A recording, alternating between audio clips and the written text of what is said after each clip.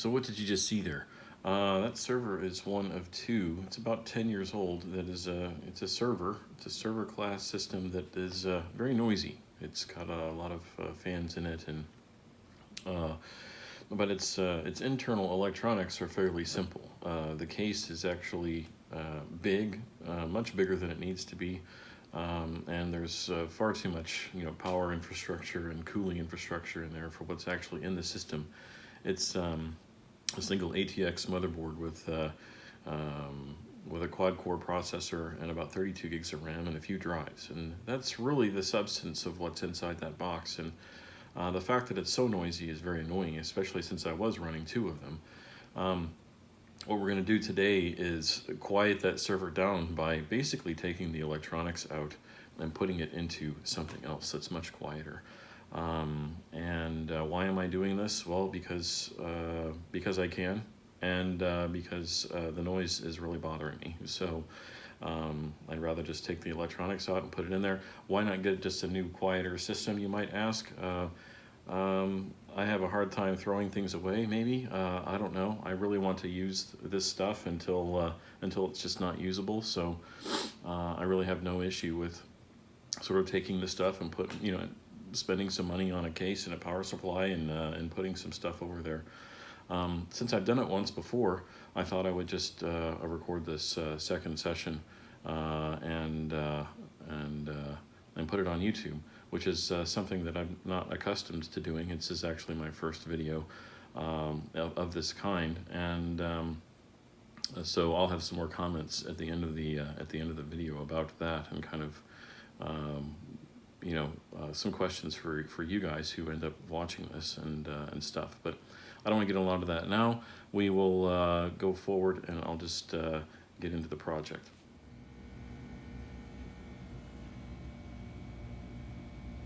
I'm going to take the contents of that noisy server that you just saw in the clip, which I can literally hear upstairs. I actually had two of them, and the first one I've already moved into one of these cases with the power supply. It's much quieter. The second one now, today, I'm going to begin transferring. I have this Cooler Master Watt 7750, which is overkill for this build, but will nonetheless run very quietly on a consistent basis. And then I have this the NZXT H510 case, which I saw on a build on Paul's Hardware, his channel, and looked pretty good, and I decided to order one, and it worked out quite well. So anyway, I thought I'd document this second build as my first attempt at doing something on YouTube, just to see how it goes. Alright, I'll go and grab that other server and shut it down. It's got running a bunch of Docker containers on it, so I'm going to go and shut it all down and bring it over here to the bench so you can see that as well. Okay, you can see that the server is shut off, and it looks a lot more intimidating than it is. It's quite heavy. That's probably the most intimidating thing about it. But if I move around back here, you can see that dual power supplies, redundant power supplies, redundant fans. In fact, on this particular motherboard, it only has power for one fan, so only one fan ever runs. But you can see that back there's no expansion. There's really just hard drives, a motherboard, CPU, and memory, and this thing that I'm going to pull out. And so I'll go ahead and pull out, disconnect the power now. Everything's turned off. Disconnect the network, and then lift it down and get it over on the bench. So, a little bit winded. I got it moved down to the bench. I wanted to show you a little bit more. These are actually intended to be, they're engineered to be rack mounted, so this cosmetic piece comes off. You actually put it in a proper, with rails, so a 4-post rack for a server cabinet. But they turn them on the side, and don't put rubber feet on them. Actually, it's scratching at my bench pretty bad, but it doesn't matter. It's a workbench. And then they put this, face on the front in order to make it look more like a tower server. It's got drive bays in it and stuff, and of course these are mostly empty. The spinning discs here, they originally came with it. It came with 2 spinning discs, and I added an SSD on the inside here. Pull this open. there are you see 3 more fans in there. There's the hot swap drive backplane in there, along with the optical drive. And then, of course, in this model, it's a low-end model, there's just a normal Intel server board. It's an ATX form factor board with all the customary connectors that you would expect in a server that is about 10 years old. It's got a Sandy Bridge processor in it, 4 cores. And I went and actually, I'll see if I can get under here, so you can see the memory slots. I went and populated all 4 memory slots, maximum 8 gigs per stick. So this has 32 gigs of RAM and 4 processor cores. It's not a slouch, even for a 10-year-old server, especially when you put an SSD in there. And so I just use it for a Docker lab node. So I've got Docker Swarm running between this one and the other server. These are all disconnected, the server aren't being used, but there's power here and some auxiliary power. We've got some connectors down here, SATA cable connectors here down the bottom of the motherboard. Some other fan connectors down here. Some of this stuff is just for the chassis and, that we're using, and I won't use any of those, but I'll pull these SATA cables out. I'll take those with. I'll pull the drive chassis out. In fact, I could probably do that before I cut the camera off here.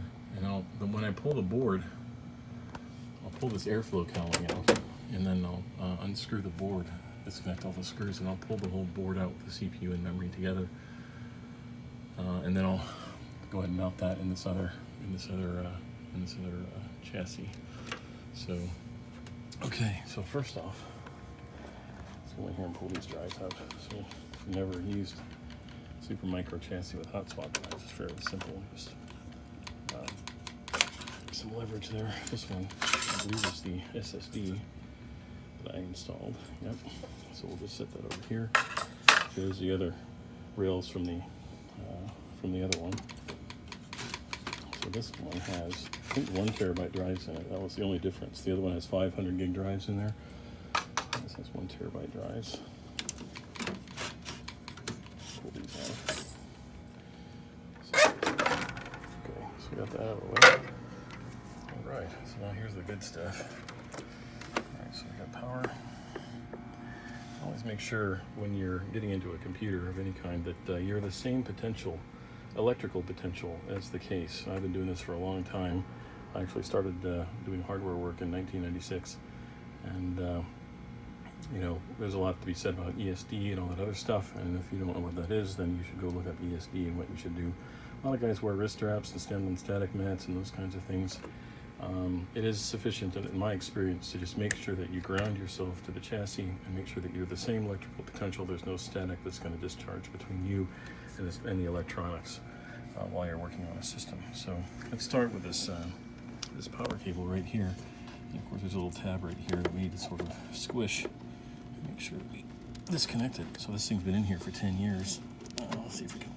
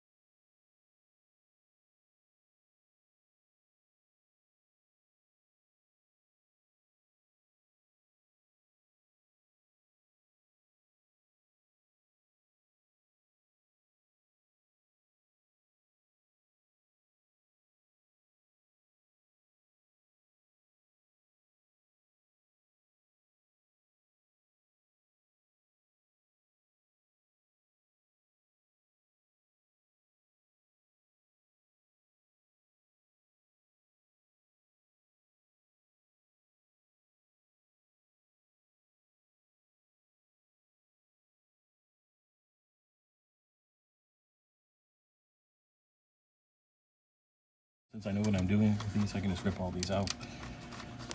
I took a picture of it in the first build so I could remember where they were, so it's okay now. When you do this, if you do one like this, you want to take a picture of all that.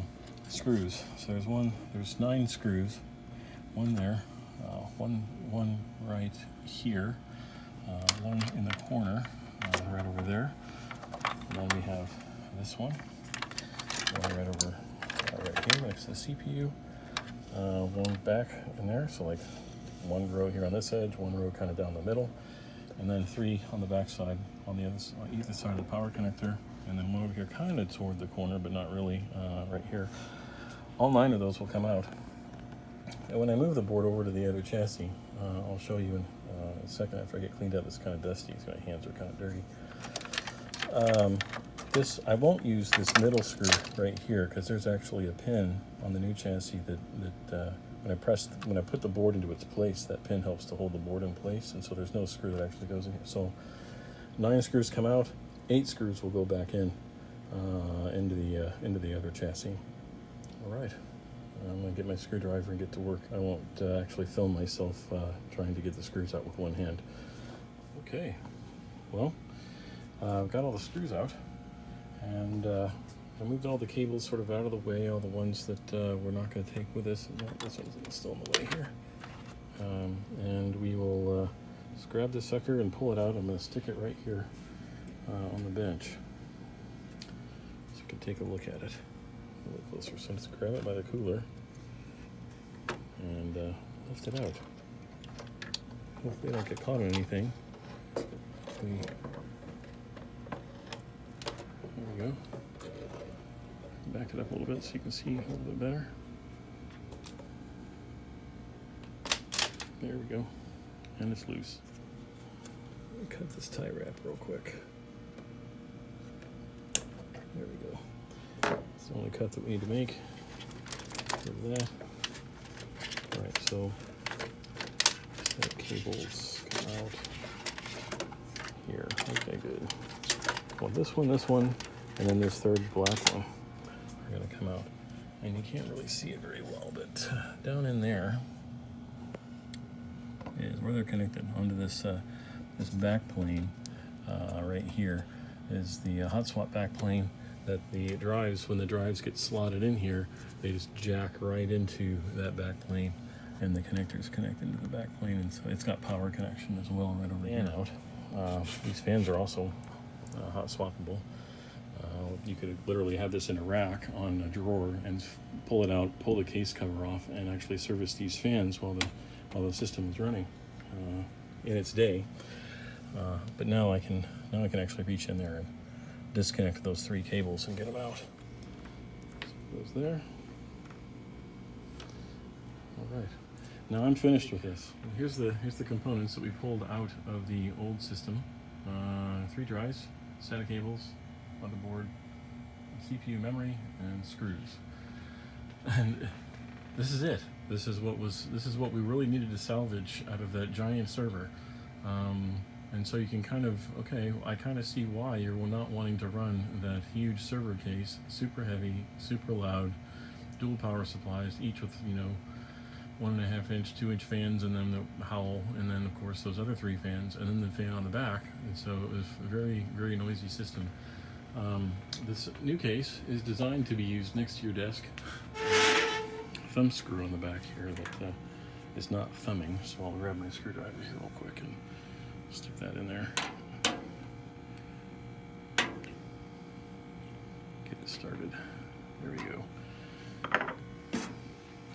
So it's been a long time since I did my own PC build, so I had to kind of catch up on what was sort of new and exciting and trendy and relevant.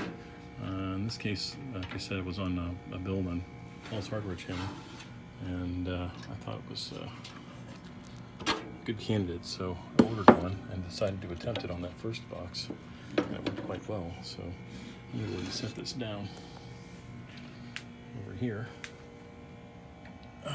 So next to Yoda. Hello, Yoda. Okay, so yeah, this newer case design has these larger fans in them that run quite a bit cooler, or quieter rather, and move a lot more air than the older fan designs did. Of course, with a lot less noise. And the new power supply has also got a very quiet fan in it, a big one, and it will live in the bottom here, and it won't contribute necessarily to the overall heat of the system because it's got its own fan that will be moving its air directly out the back. We'll see that here in a little bit. But yeah, this, as you can see, we're in the inside here. We've got mounting pins. We've got one right here. There's my second one, and then there's my third one here for the top of the motherboard, the top edge of it, where the power connector is. So I'll go ahead and grab it so you can, actually it's upside down here, so let's move it around like this. And you can see those screw holes at the top, 1, 2, 3. And the second row, right there, 1, 2, 3, are actually right here. Got one screw, and then there's the pin that I was telling you about that will actually help hold the motherboard in place when I try to stick it in, so we won't put a screw there. But the other standoff is right over here. And then the bottom edge of the motherboard has a screw here, and here, and then here. So those are the ones we're going to use. And I'll just go ahead and try to lift this board into place. Actually, you know what? I forgot one more thing. The I/O panel I did not pull, so we'll have to go back and get that here real quick. I'll be right back. There. I put it on just like that. That helps to control the airflow, so the airflow is actually coming into the box where I want it to, and not necessarily around the I/O panel that's coming out, go in right here, and then right out with the fans that are right next to it. So we really want to have this here to help draw air in other parts of the system that ends up getting exhausted to help cool the system more efficiently. So this panel will get mounted right in there, and it gets pushed in. Terribly robust, so you want to be careful with it so you don't bend it and do anything awkward like that. And I literally just, if you have two hands, you just put one hand on this side and then we'll have one hand on the inside, and you just push it in firmly, but not, and work it around on the edges, and it just kind of snaps into place. If you want to pop it out, just go the opposite. You push from this side and you just pop that sucker right out. If you want to replace the board or whatever sometime in the future. But you know, that's what it looks like when it's in. So let's grab this board. Let's see if we can just sort of rest it in place inside the chassis. Back up here so you can kind of see a little bit what's going on. So I'm just going to stick this in here and try to meet it up with the I/O ports first. The I/O panel.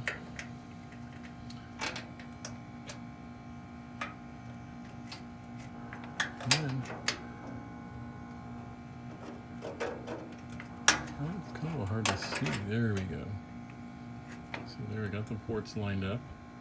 Now it's just going to line up that pin that's right in here with the CPU.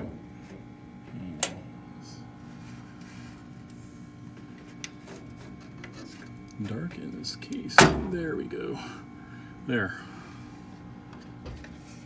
It's in. So that, I'm trying to show this to you. I don't have really good light in here. There you go. You can see that get this cable out of the way. That little pin right there, I just basically push the board over the top of that pin, and then the pressure from the little springs on the I/O panel and that pin just sort of hold the board in place temporarily, and then now I can go through and I can get all those 1, 2, 3, 4, 5, 6, 7, 8 screws put in. And of course I won't have you actually do that. I'll just go ahead and do that here real quick, and I'll be right back. Okay, sorry I lied. I got one screw in, but I thought of something that I wanted to show you guys. For those of you who are watching this sort of thing for the first time, possibly. When you're putting screws into electronic components into something like this, I'm in a metal case today, but sometimes you're doing it in plastic. There's a technique to doing this so that you can avoid cross-threading or messing up your screws, or messing up the threads that are actually behind it, or even just sort of messing up your board by having a screw that sort of goes in a funky kind of way. And so what I normally do is with my screwdriver, I will get the screw positioned on my driver like this with my finger, and then with my other hand I will align the hole with the hole in the board with the hole in the standoff, and I'll just sort of lightly with this other hand just sort of, and of course you want to make sure you ground yourself on your case or something like that. In this case the case is painted, so I want to make sure I touch something metal in here that's grounded.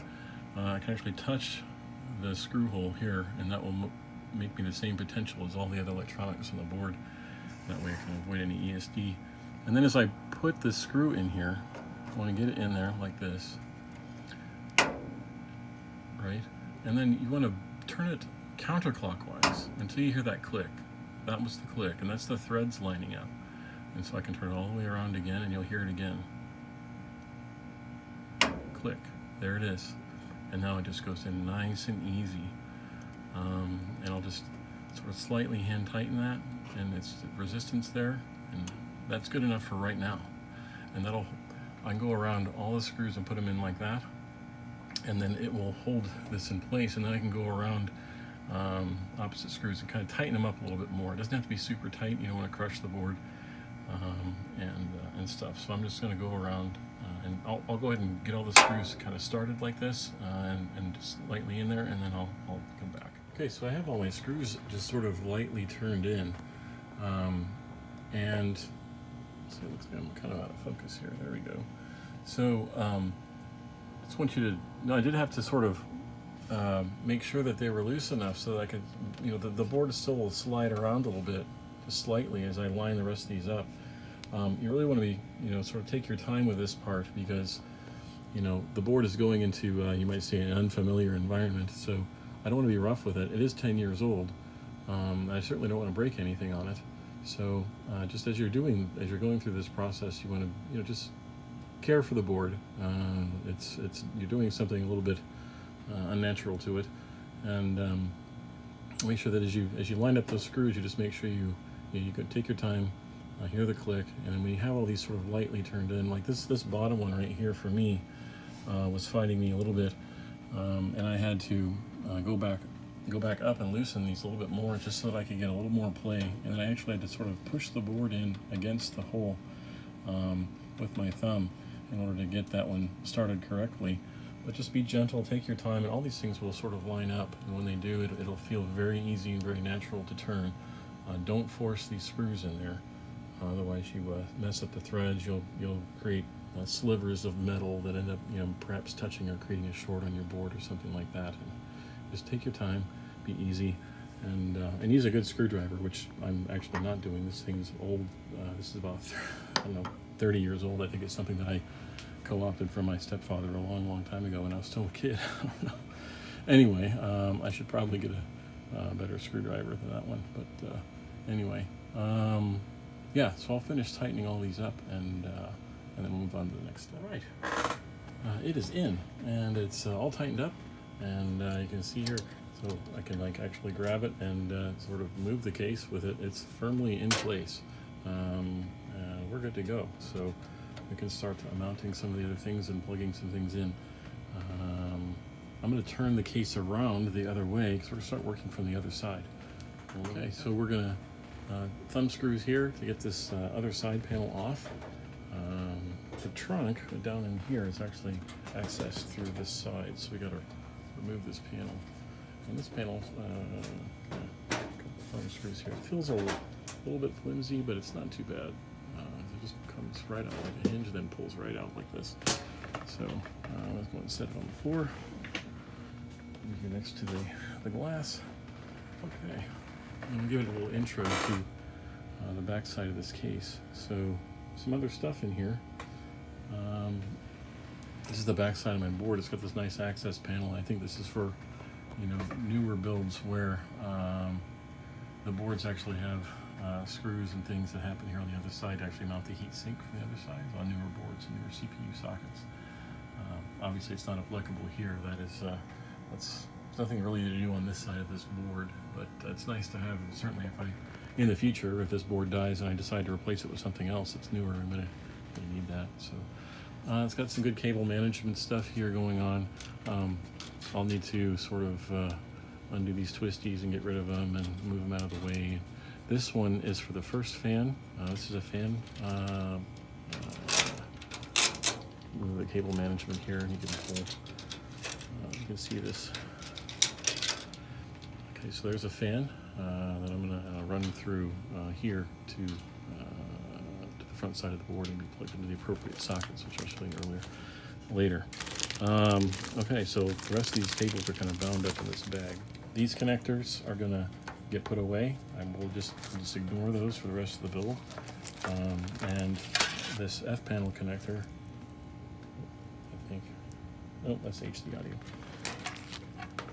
This F panel connector is the one that we will connect to that other stuff when the time is right. Okay, so as we go back in here, this is my 3.5-inch drive cage. It's screwed in through the bottom, so we'll have to unmount this guy. I'll have to turn the case on its back here and unmount that. You want to be careful with this one, because when they actually mounted this, they just drove these screws in here, what seem to be untapped holes.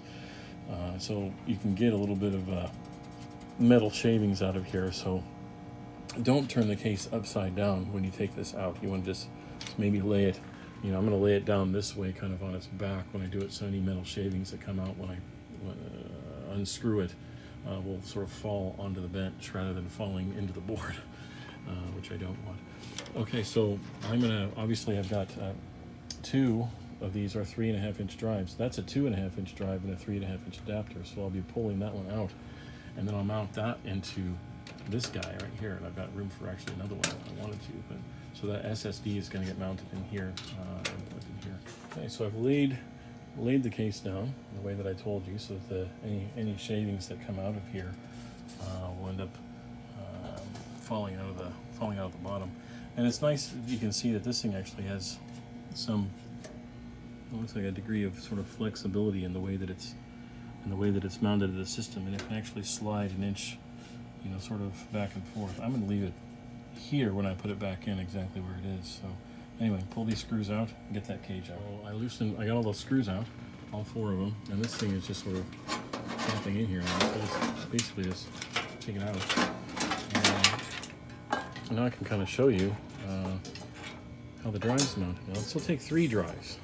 2, 1, 2, and then 1 on the top. You can actually mount, so you can actually get 3. I'm going to use these 2 slots on the inside. So let's actually getting these drives out is actually a 2-handed job. So we'll have to put up with me there. I'm going to do that off camera. I'll just go ahead and introduce you to these drive cages so you can see what I'm going to do. So the drives are mounted. There's 1 screw here, 1 screw here on that side, and it's the same on the other side. 1 screw there, 1 screw there. I'm going to take those out, and it just pops right out. It basically falls out of this U-shaped thing here, which looks like these other ones. So it's just mounted in there by those screws, and it'll fall right out. So I've got 2 of those to do like that. I'll take those drives out, and then this third one, this is kind of something. I mounted this in here a couple months ago. It's kind of a hack. This adapter came with a different rail that is actually for a different server cage. So I pulled the adapter out of that rail. I modded it a little bit to fold over a bit of metal in order to see if I can find it in here. So that it would actually go, oh, here it is. That right there, that little guy, that little tab I had to fold up so that this would actually slide in here. But it was able to take the SSD. SSD is in there. It's mounted, and it works well. So in this particular, it jacked right in there into the back plane. And anyway, I'm gonna pull the adapter out using, it's got 3 screws in it. It's got that 1 right there, and then the 2 on the other side, like on the hard drives. And then it's got those 2 screws right there that are actually holding the SSD in there. Okay, so I got all the screws out, and you can see in here this sort of, in this particular model, there's a springy plate in here that provides tension as it gets slid in there, and the screws do want to catch in there, so sometimes you have to sort of just sort of pry around and make sure that they actually come back through as you're pulling them out.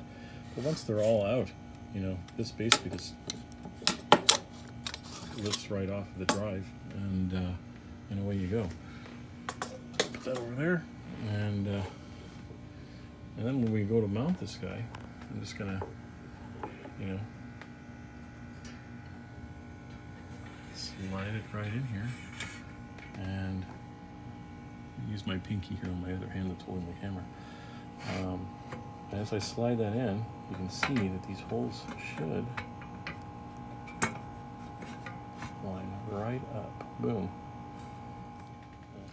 Well, the first drive is mounted. So you have 1, 2 screws here, and 1, 2 screws on the other side. Those are the same screws that it was used to mount into its old rail there. And I just want to reiterate, you know, when you're putting these screws in here, just like with the motherboard, the drive is going into, you know, someplace where it wasn't before. So you want to be extra careful to turn that screw counterclockwise and make sure that that thread pops in there right, and then it should turn fairly easily. And then don't tighten it all the way at first. In fact, don't tighten it much at all. Make sure it's still loose as you work around to make sure all the screws get threaded correctly. And then once they're all threaded correctly, you can just tighten them all up hand tight. It doesn't have to be super tight. And that drive, it's going to sit in there just fine. So let's go to the next one. Okay, so I've got the drive out, and I slid it in there, and I turned the cage upside down. And I did that to maximize this little gap that's in between the drives. I do want to get, you know, some airflow to go through there, just to help cool the drives as they're spinning, and they do generate some heat. I want to make sure that, you know, they last as long as I can get them to last. They're already 10 years old, so anyway, so I'll go ahead and start setting these screws in there and get them tightened up now. Drive blocks assembled. I've got both drives there mounted in. Not much to say, it went pretty easy. Sometimes that click that you get with counterclockwise isn't as pronounced, and so you just have, you know, a little bit, while you're turning counterclockwise, you just push a little bit harder just to make sure you feel a little bit of a pop in there, you know, as you're trying to find those threads. All right, so I laid it down, and I just sort of brought this in, and there's like a metal, you can't see it really well from this angle, but there's a metal rail down here at the bottom. So, yeah, right here. So I rested the edge of the drive cage on there, and it's sort of kind of sitting here like this. And conveniently, that rail, when it's resting here, I put it over this way, and those screw holes line up pretty much exactly where they were as long as it's on that rail. So that should be fairly easy to get put back together. I'm going to go ahead and do that now. Real quick, I got this one screw in there, sort of.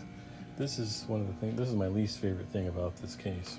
I want to show you here, if you look really close here. You see all those metal shavings? That's what I was talking about. You know, those holes in that, I can see it better when I put my hand over here to shade it a little bit. Those metal shavings are what came out of the case when I pulled that drive cage out. That's very inconvenient. I do not like that. So you want to make sure that you sort of, you know, drop these screws around and get all that crap off before you put them back in there. It's not too bad. It's just, you know, it's just an inconvenient thing. I don't want metal shavings flying around in my computer. That's not what you want to have happen. So anyway, drop them again over here and make sure that I get all that garbage off of those screws.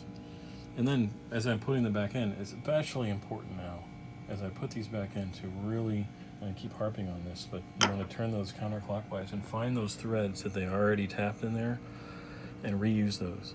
If you just go and start grinding those suckers in there, it's gonna cut new threads, and it's gonna create more of those shavings, and you really don't want that. Now in this case, it's probably not the end of the world because it's in the basement, below the board. Gravity will end up dropping some of that stuff out of the bottom of the cage anyway, but nevertheless, just not a good thing, especially since those threads, that hole goes right in toward the bottom of my hard drive, where the exposed system circuit board is on the bottom of the drive controller. So I really want to keep those metal shavings away from electronics, if at all possible. Okay, drive cage is mounted. A couple of those screws were really a little bit tough to find, those, you know, sort of hacky threads in there, but I did the best I could. I may have created another shaving or two. I'll just have to live with it. It'll be fine probably. So now that I got it stood up, whatever shavings are actually, you know, gravity is going to pull them down anyway. So if they were in there, they're underneath this lower drive, and they're just kind of resting there, hopefully. And I don't know, if I was really paranoid, I would go in there with some air and blow it out and try to, you know, make sure I got all that out, which I may still do, but I won't do it right now. Okay, so next up, power supply. So this power supply, Master Cooler 750, it is total overkill for this build. I literally have, you know, a processor that's got a TDP is perhaps maybe 120 watts. I doubt it's probably more like 85 or 95 watts. Board's probably pulling about 50. Each of the drives are pulling, you know, somewhere, you know, 20, let's just say, maybe, if that. SSDs pull next to nothing, and then 2 fans. And so way overkill with this guy, but with that in mind, it's got plenty of power, and this is a server that I'm running a bunch of containers and virtual machines on and those kinds of things. So really want power stability. Having more than enough power it's not a problem for me. And the other thing too is that this thing will never ramp up, and that fan will never go far above idle. It's just it's gonna be super quiet. So this guy gets mounted again with the there's the fan port. So I'll turn this sucker around a little bit. There's a power switch, and this is the back side. So the back side will come sticking out here. The only other thing that I need to do is a modular power supply. I'm not going to be using these power ports. Those are for graphics adapters. AUX power for, you know, high-end graphics adapters. Don't need that. And these are for our hard disk drive or SATA. So I will use one of these and one power cable, and that power cable has will support, I think, up to 4 drives on it. I'll go ahead and pull it out to make sure.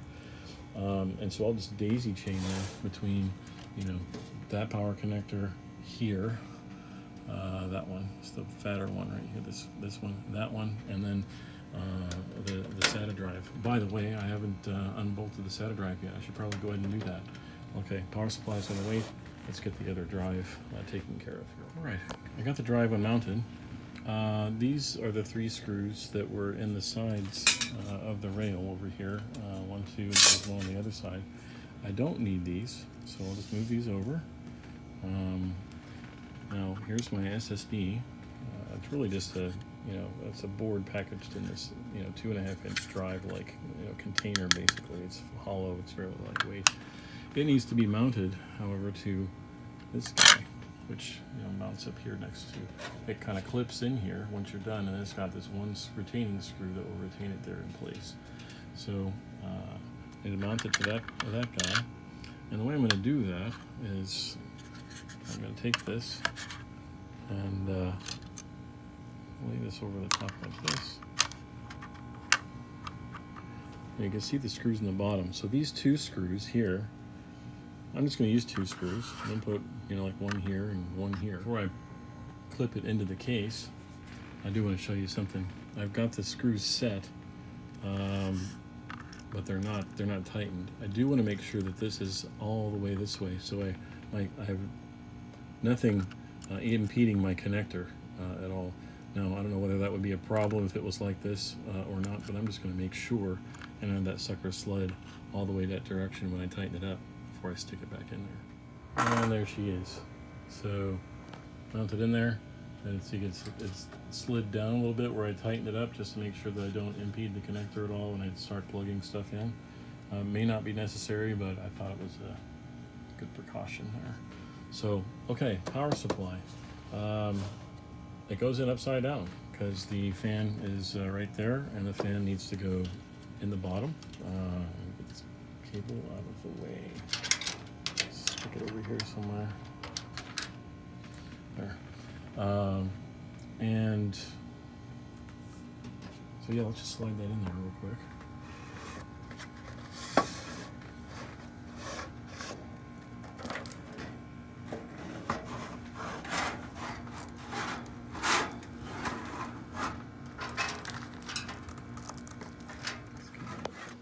There we go. Okay, so I did end up setting these first, and then setting these. But I did go ahead and tighten from down here because these wanted to sort of float around a little bit and move the power supply a little bit. So tightening from here actually made more sense, and then I tightened these afterwards. But okay, so it's in, and it's aligned correctly. And what I need to do now is find the right accessory power cord, and I probably should have plugged it in first before I mounted it, but I gotta get that cord plugged into that port. It's in there somewhere. There we go, right there. Right back. Here's the jumble of cords that came with the power supply. So let's just go through these real quick. And you've probably done this before, so it's not a big deal. This is the auxiliary power cable for the PCI stuff. And I think that it actually, yeah, PCIe, so that is not what we're going to use. We're going to keep that and save those for later. This is, I believe, the connector that we want, so hang on with that. We have some Molex connectors. These are for older type drives, and we won't be using those because we don't have any older drives in here. Another PCI, second PCI Express connector. It's an auxiliary PCI connector, and this looks like the one that we're going to use. So let me just pull it apart here. There may be two of them. Yes. So there are two of these. I only need one, so I'm going to save the other one for any day. That connector goes. That one is the change of plan. So I was going to use this first connector in the drive right there in the bottom, but when I pinch this together like this, the connector itself, it's got to go in this direction, and there's too much stuff here happening on the underside of the connection for it to actually sit conveniently there without artificially sort of forcing the connection upward and potentially sort of damaging it. So I'm going to use the end connector here, and then I'm going to just watch, so you can watch me sort of wire this up here. So this next one is going to get folded over like so.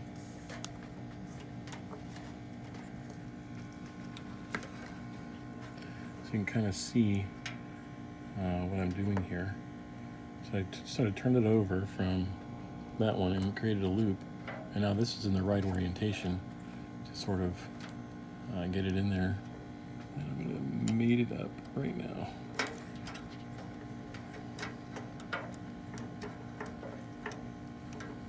Okay, so now that's in, and that's good. And I will skip this third connector again, and I'll see if I can actually reach with this last one and get it where I want it over here. So is the orientation correct? Let's look here. So that's the L. Nope. I got to turn it over this way. Everybody's got power. All the drives do anyway. Now I've got these two big thick connectors that actually need to run onto the other side there. I'm actually going to run them. Let's see. I'm going to run. This guy is going to go up the right side of the case, up in here like this, and I'm going to drop him down through this gap right up in here, and then use this cable management stuff right here to sort of hold it in place. This thick one, this big bad one right here, is going to go right up through this stuff around this curve, and it's going to go in this way through this gap, and it's going to come to the other side. So I'll go ahead and get those run. And I'll actually get these fan cables run the way that I want, so they're sticking through the other side as well. And then I'll come back, and then we'll plug the SATA cables into these drives and get those sort of where I want them as well. They're going to get run, let's see, right up under here, under the bottom side of the motherboard through this gap right here. So they fold right around, and there's very little cabling on the other side. The connectors is going to be sitting, all the cables are going to be back here sort of shoved in. That's the way I'm going to do that. And then this F panel connector, I'll find that little adapter and get this run, and so that it's sticking and it's going to go through this gap as well, I think, or maybe perhaps under here, I'm not sure, and make sure that that's in the right spot so that we can just flip this around and start plugging cables all into the front of the motherboard, and not have to worry about cabling at all. So let me get this all sort of arranged on this side, and then we'll be finished with it, and then I can put the back on it, and then we can flip it around and start plugging cables. All right, so we have ran our cables, power cable auxiliary up here, primary power cable up through the front there, fan cables also, excuse me, one coming over this way and the other coming over and sort of wrapping around here, also going through this way. The SATA cables are kind of bunged in there or whatever, but they come up this way and they're ready to be plugged into the bottom part of the motherboard here. F panel connector, which is, I ran sort of from over here down this way, and I've got this, this is the adapter, so it breaks it out into these separate connectors that we're going to need on the other side when we start plugging it in. So, and that just sort of plugs right into the F panel, right into this guy. You just got to make sure you get it in there the right way, and it's keyed on this side, so you can't put it in the wrong way. So I'll get that plugged in and get these ends sort of stuck up through this gap. And then, so over here I just tucked the rest of this away. I put some of the plastic tie downs in there. I got rid of the these twisties. There's metal inside there, and I just want to get rid of any sort of stray metal in the system at all. So I know they're insulated, but you never know. So I got rid of those. There's one over here I got rid of too. So yeah, looks like we're ready to put the side on and get this turned around so we can start plugging stuff in. Here's the front side. So we can get focused here. There we go. Here's the front side. You can see how the cables are sticking out. It looks kind of empty. And you're right. So there's not a whole lot that's going to go in here. All we really need to do now is plug in all these connectors to the motherboard and get them tucked away, and put the back panel on. I didn't put the back panel on yet. There's a little more light that comes through, so it's easier to see what's going on. Yeah, after we get all the cables plugged in, we'll put the back panel on. I will not put the glass panel on yet because that's I don't want to provoke Murphy and have something not work on account of the fact that I put it completely back together. So anyway, let's get started. We're going to start off with this primary power cable here and the secondary power cable that's up here in the corner. It's kind of tucked away, you can't see it. Let's go ahead and do that now. And I'll try to do this live, one-handed, so let's see what kind of results we get here. So that connector needs to come around this way. So it's pretty thick, so you're going to have to use a little bit of force to sort of bend it around. And I'm going to get over here. That's really not focusing very good on that, so come on, here we go. Try to get that in there. Okay, so it's lined up. I just need to, okay, so here's fan header, and fan header. I've got two fans, so I'm going to take two system fans. I'm going to take this one, which has got the least amount of slack, and I'm going to plug it in right there. Now you'll notice this is a 3-pin connector to a 4-pin, but that's okay, right? Those 4 pins right there are keyed, and they'll take a 3-pin connector that's also keyed. So you can just stick that guy right across those right 3 pins right here, and it'll mount on that key, and then there's be an extra pin right there, and that will work just fine. This one down here, same story. I'll go ahead and get that flipped around like this, And we'll just put that right. Let's see if we can hold that there, and I may have to swap SATA 2 and SATA 3 after I try to boot it up if it doesn't sort of come up correctly. But we'll cross that bridge when we get to it. Okay, so now this one I want to move right into the connector. It's probably kind of one of the most boring parts of the build is getting cables plugged in, but there it is. Both of those are right there, and those are tucked nicely away, so kind of back there. So we will get this last one plugged into port 1. I said earlier that these are 1, 2, and 3, but actually 0, 1, and 2, which of course in computer numbering is the way that it goes. Start with 0 in a lot of cases. So, all right, so that's there. What did I forget? Oh, this guy up here. Let me go ahead and get that plugged in off camera, and then I'll show it to you, and then we will work on getting these plugged into the right spot. That's a whole thing. Cabling's all done. So we have those cables there. I went ahead, let's go up here first. So I did get that guy really sort of mounted in there correctly. You can kind of see that. Make sure you get in the right direction. And the wrestling match there was really about, because I really kind of wanted to bring it up over here and bend it around and keep it out of the way. So everything's plugged in. Oh yeah, this block down here, you can see this row of connectors here, and it's kind of the old style. You've got, again, starting from the right, power switch, then hard disk drive LED, and then split across those last two is the power LED. And I think, sorry, I'm moving around a lot. See, I think this one is actually in there well. So yeah, it is. It's just kind of moving, twisting there a little bit. It's fine. So, pinch back out here. There is not a lot going on in that case. It's pretty empty. Looks like no graphics cards, no I/O being used right here. So it's pretty straightforward.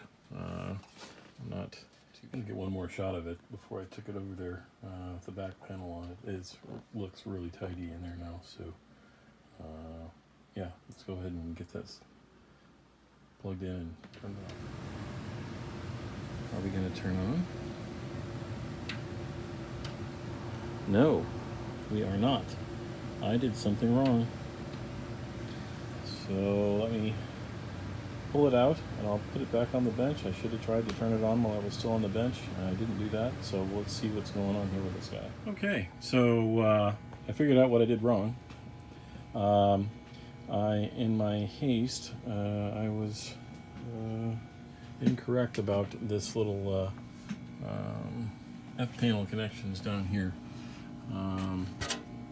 These, I had the middle connector and the right connector transposed, which is why I was a little confused. I didn't express it on the video about why the power button lit up a little bit.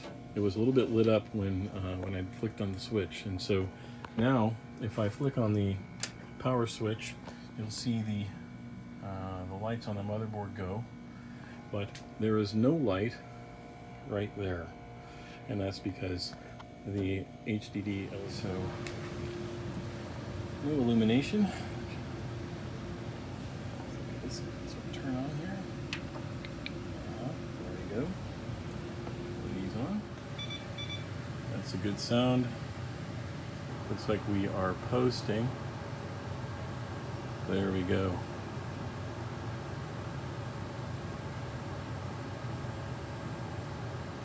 And there we go. Linux is, Grub is doing its thing. We're going to load up the kernel and see if we get fully booted here. This is really good. It's so much quieter. If I put this down here, I literally can barely You can barely hear a thing. And away we go. Linux is booting. And the start job running there. So if I get all the way to the boot prompt, I can log in and I can make sure that what I really like to do is make sure that my my RAID array is also intact. So we'll just wait for a second to do that. Okay, the project is complete. We successfully got everything moved over and turned back on, booted back up. I verified that my my RAID array is intact. All my data is there, and the Docker swarm is back up and running. I even have a Docker container running in there. We're doing some stuff, and so it's running HTOP right now, so you can see the 8 threads there that are available. It's a 4-core processor, but the hyper-threading is enabled, and so I've got 8 virtual cores there and the process list there that's running. So anyway, thank you for joining. You know, some afterthought here. I thought that you know, that I would experiment with you know, putting something on YouTube. Never done it before in this way. I'm curious to see if this sort of thing has an audience or people find it valuable. I know that a lot of people out there do PC builds, and a lot of people do electronics repair. A lot of people do electronics restoration and those kinds of things. I'm watching some of that stuff. A lot of people get into sort of retro tech and nerd stuff there. And of course, there's a bunch of stuff in the software side and infrastructure side in terms of guided tutorials and stuff, technology tutorials. I'd like to do things that maybe I haven't seen done or haven't seen them done the way that I would like or that was relevant to me. So I hadn't seen anybody kind of take a commodity server and sort of resurrect it or silence it or something like that before. So I thought, well, this could be something that I could sort of add to the body of knowledge that's out there. I have some other projects coming up that are kind of perhaps interesting. I may or may not record them. I don't know. But I may or may not do another YouTube video. I may end up doing a bunch of them. I don't know. It depends on sort of what people's response is. I do work in software. I've done a lot of work in hardware in the past. My job is actually in software, but I have another project that I'm working right now that actually involves new hardware. In fact, it involves sort of the developments in RISC-V processors and some of that stuff. Hence, my desire to do this kind of things. I am going to be building a Threadripper machine. I'm thinking about recording that. I am doing some stuff in Kubernetes. I do work in NoSQL. I'm employed by Couchbase, so there's a lot of stuff going on there. I've been going and doing some stuff with the upstream technology in Couchbase's ecosystem called AsterisDB. It's an MPP database system. There's a whole bunch of stuff just sort of floating around that is potentially good stuff to sort of talk about. I do like retro games and stuff like that too, so a lot of fun stuff. But you know, if there's something that I've mentioned here or something in the video or whatever that you'd like me to dig into, hey, you maybe want me just to sort of crack open these power supplies in this old system and just sort of take a look at them or something, I don't know. I'm kind of open, you know, and I don't know if there's going to be an audience for me or not, but you know, it's up to everyone who sort of sees this, if they want to share it, if they want to, you know, I'm going to quote my nephew and you know, smash the like button. If the likes are going to sort of, and the comments are going to sort of dictate what it is that I do going forward. So I'll try to tag it appropriately so it gets a good audience and it gets a lot of exposure, but please forgive the quality. It is my first one, and I literally did it on my iPhone 8 Plus, and I edited it with iMovie, and I literally updated it from my phone to YouTube. No other tools, didn't use the desktop or anything like that. So that's the quality. No headset, no microphone, no special lighting other than what you know sort of see here. There's background noise, there's all kinds of problems quality wise, but so forgive me for all of that. You know, perhaps if I started doing this more, I would invest in some more gear and make it a little bit better for everybody to sort of experience. But anyway, just give me your feedback. Let me know what you think, and if this was useful, if it was fun, if you found me amusing, if you hated it. I'm open to sort of all feedback. Suggestions, comments, and those kinds of things are great too. I got fairly thick skin, so you might think it absolutely sucked and want to say you should really do something else. It's not very good, and that's fine. I can take that feedback too. All right, so everyone, thank you for taking the time to sort of listen to me monologue here. And yeah, in the comment thread there, if you have anything you'd like to say or ask me or something like that, just let me know, and perhaps you'll see me again some other time. Bye bye.